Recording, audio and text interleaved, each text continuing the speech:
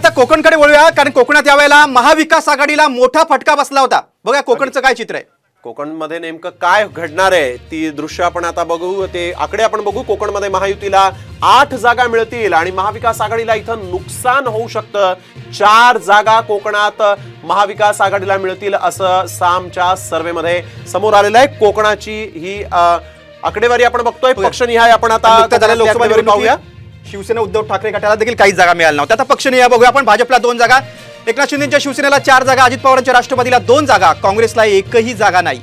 उद्धव ठाकरेंच्या शिवसेनेला 4 जागा आणि शरद पवारांच्या राष्ट्रवादी काँग्रेस पक्षाला देखील एकही जागा नाही।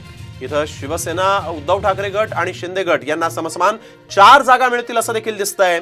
तर भाजपला केवळ 2, राष्ट्रवादी अजित पवारांना केवळ 2 इतक्या जागा कोकणात राखता येतील अशी शक्यता आहे असा सर्व्हे सांगतो। खरंच नेल कोकण तर एकेकाळी शिवसेनेचा बालेकिल्ला होता। तरी आणि या बालेकिल्ल्यामध्ये आपण बघतोय शिवसेना, शिंदे गट आणि ठाकरे गट यांच्यामध्ये थेट लढत होऊ शकते असंच हे चित्र आहे। परंतु काँग्रेस आणि राष्ट्रवादी शरद पवार गट जो आहे त्यांना मात्र इथं फारसं यश नाहीच असं हे आकडे सांगत आहेत। हे दोन्ही गट पुन्हा एकदा आमने सामने येणार आहेत।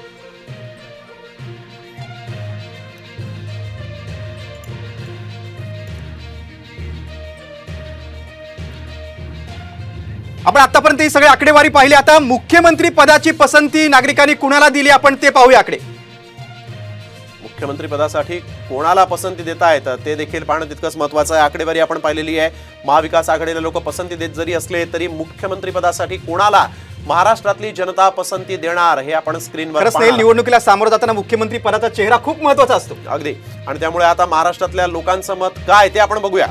बघा एकनाथ शिंदेना 14.5% आणि देवेंद्र फडणवीसांना 22.4%, अजित पवारांना 5.3%, उद्धव ठाकरेंना 22.4% लोक म्हणतायत मुख्यमंत्री पदासाठी त्यांची पसंती आहे। काँग्रेसचे प्रदेशाध्यक्ष नाना पटोले 4.7%, तर सुप्रिया सुळेंना 6.8% लोकांनी पसंती दिली।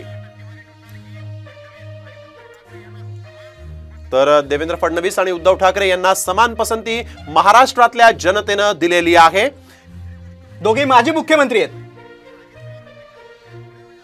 आणि आपण बघतोय की इथं आणखीन एक महत्त्वाचं म्हणजे अजित पवारांपेक्षा सुप्रिया सुळेंना लोक जास्त पसंती देत आहेत असं दिसतंय। अजित पवारांना 5.3%, तर सुप्रिया सुळेंना 6.8% लोक मुख्यमंत्री पदासाठी पसंती देत आहेत। आतापर्यंत कोणी महिला मुख्यमंत्री झालेली नाही अगदी, तर मुख्यमंत्री पदासाठी